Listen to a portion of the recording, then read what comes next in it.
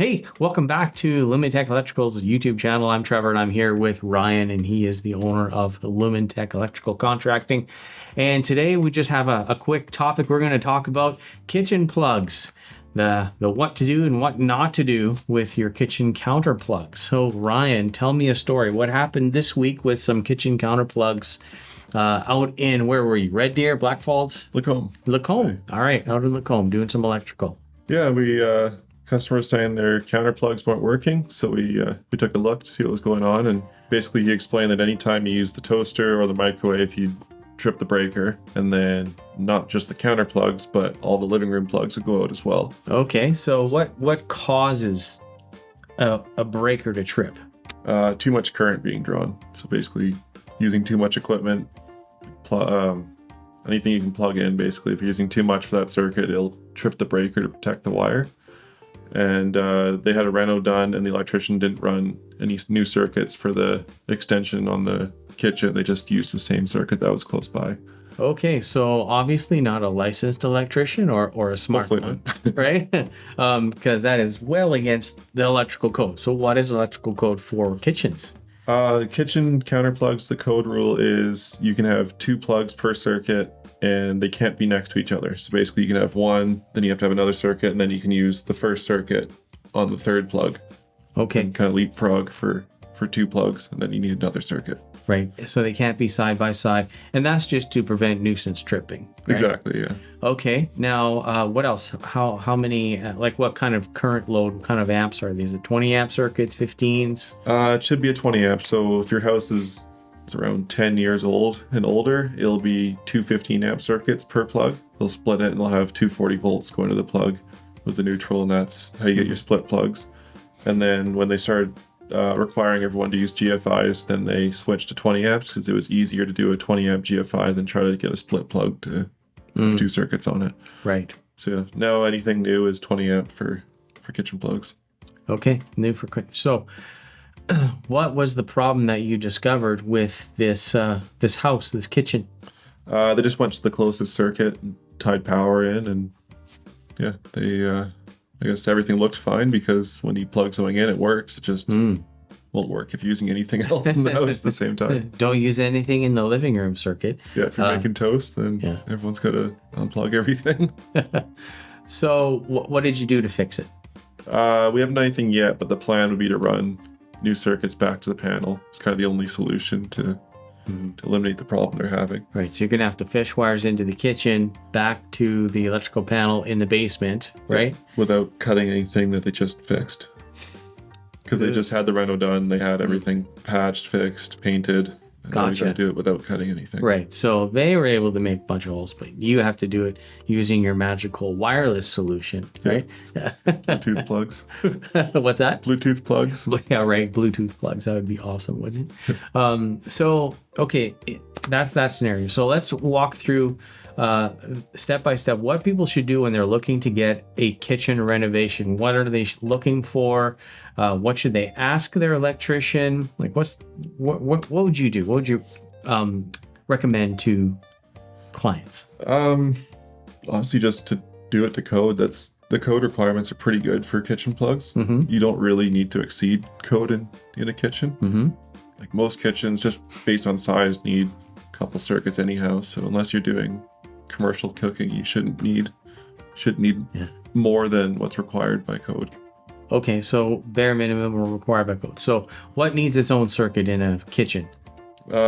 Basically everything. So your oven, your hood fan, microwave, dishwasher needs to be on its own. If you have a carburetor, that's got to be on its own circuit. And then counter plugs, the only things that can share. You can do 2 plugs per circuit. Right, because they're not like a constant load. They're just appliances get plugged into them temporarily. Right? Yeah, coffee makers, toasters, stuff like that. Yeah. So anything hardwired has to have its own independent circuit of anything else. There you go, folks. So make sure that you ask those questions of your electrical contractor if you're getting a kitchen renovation done. Or if you're, adventurous enough and you want to wire the thing yourself, I would recommend of course, using a licensed electrician, because you do it wrong, it's screwed up, and you're going to be having to get it done by an electrician anyways. So I would recommend you do that. But if you are adventurous and you're wanting to try that out, just get a copy of the electrical code, look it up, figure it out. Everything needs its own circuit, and make sure you size your wire right with your breaker and all of that fun stuff. Opening up the panel and wiring those circuits in is a little dicey as well. If you don't know what you're doing, you could be a shocking adventure for you, right?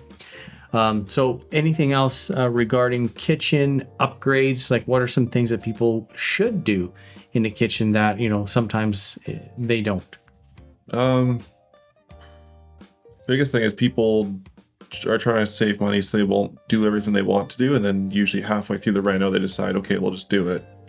And the cheapest, easiest way to do it is just to do it all at once, instead of, like, there's a few kitchens we've done, not recently, but a while ago, where we'll count out the circuits we need to add, and the panel's got enough room for everything, we're good, and then give them a quote, they accept it, we go ahead, and then halfway through the reno, they're like, oh, I want to add this, I want to add that. It's like, well, there's no room now. Like, the panel's full, now you got to rethink the whole thing.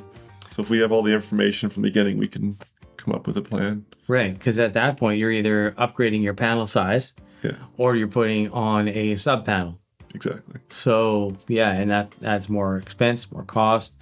Permitting might change a little bit depending on which scenario they go with. It's if you're gonna do it, just do it all at once, get it done, because then who wants to tear apart their kitchen after it just got built? Anyways, like, let's be honest. You want those little creature comforts. You want to put in, let's say, a heated floor or something in the kitchen. Just get her done at that time. Don't wait. Or at least mention it's a possibility in the future. So right. You run the circuit for it, and then in the future you can tie it all together. Exactly. You can kind of pre-wire for it, even if you don't do it, right? So that's another key thing. Lighting. What about lighting in a kitchen? More is always better. More? It's the same thing. If people want to add one more pot light later, it's hard, because now we're trying to make it work with the existing layout. Mm-hmm. You're better off just adding everything you think you're going to need, and we can do multiple switches or dimming or whatever to if it's too bright, but I've never had anyone complain about their kitchen being too bright before. Right, yeah, because, you need a lot of light in the kitchen for cooking and whatnot. Awesome. So thanks a lot for sharing some information about, this kitchen problem that you've had, and what people can avoid when getting a kitchen renovation, and also use a qualified licensed electrician if you're going to be doing any electrical work. I just highly recommend it. I am a little bit biased because I was an electrician. Well, I still am an electrician. My ticket didn't go away, so I can still do electrical. I'm a licensed electrician, but don't do it on your own, especially if you've never done anything like that before. You could put yourself into some dangerous situations there. Call an electrician like Ryan from Lumentek. Any other tips or advice that you're looking for when it comes to electrical circuits, home wiring, leave it in the comments below. We'll check it out and see if we can cover a topic on that. Other than that, thanks for checking us out, and don't forget, go to what's your website address? Lumentek.ca. Lumentek, Lumentek.ca, and check us out and call for a quote today. Thanks. All right.